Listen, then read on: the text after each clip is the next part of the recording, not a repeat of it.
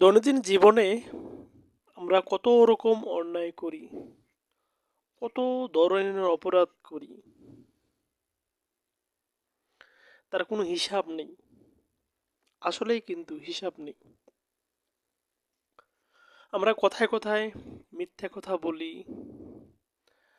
আমরা লোক সমাজে একত্রিত হয়ে মানুষের গীবত করি, আরো কত কি। এত এত অন্যায়, এত এত অপরাধ যা আমরা মুখ দিয়ে করি, কথার মাধ্যমে করি, তার কিন্তু কোনো হিসাব নেই। আসলে আমরা কিন্তু আবার নিজেদেরকে মুসলিম দাবি করি, নিজেদেরকে সৃষ্টির সেরা জীব মনে করি, কিন্তু আমাদের কার্যকলাপ কি সেটা প্রমাণ করে?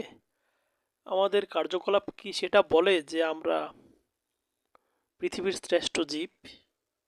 সেটা কিন্তু মোটেও বলে না। কিন্তু এত এত অপরাধ, এত এত অন্যায় সব কিছুর পরেও কিন্তু উপর আল্লাহ কতটা দয়ালু। তিনি আমাদেরকে ক্ষমা করে দেন, মাফ করে দেন। এবং এগুলো কিন্তু সেটাই প্রমাণ করে যে উপর আল্লাহ কতটা দয়ালু আমাদের প্রতি।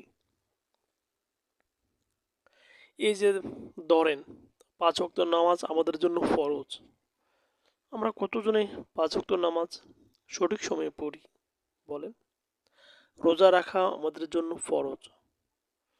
তারপর জাকাত থেকে শুরু করে আরো অনেকগুলো ইসলামিক কার্যকলাপ আছে যেগুলো আমাদের নিয়মিত করা উচিত। আমরা কি সেগুলো করি? আমরা কি ইসলামিক বিধিনিষেধ মেনে সেগুলো করি? কখনোই না। কিন্তু উপরওয়ালা কিন্তু আমাদের ক্ষমা করে দেন, মাফ করে দেন, যদি আমরা তওবা করি, অন্যায় স্বীকার করি। তখন যত অপরাধী হোক, যাই হোক, ক্ষমা পাওয়ার সুযোগ আছে। কিন্তু অন্যের হক নষ্ট করলে, পরের হক নষ্ট করলে কিন্তু ওই ব্যক্তির কাছ থেকেই ক্ষমা চেয়ে নিতে হবে। অন্যথায় কিন্তু কোনো ওয়ে নেই, অন্যথায় কিন্তু কোনো সুযোগ নেই মাফ পাওয়ার।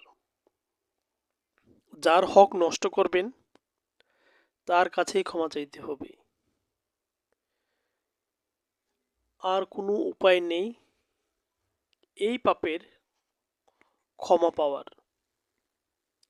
সো আপনি যত অপরাধ, যত অন্যায় করেন না কেন, হয়তো তবার মতো তবা করে সেগুলো থেকে মাপ পেতে পারেন, ক্ষমা পেতে পারেন, কিন্তু অন্যের হক নষ্ট করলে কিন্তু যার হক নষ্ট করেছেন তার কাছ থেকেই ক্ষমা পেতে হবে, তার কাছ থেকেই ক্ষমা চেয়ে নিতে হবে।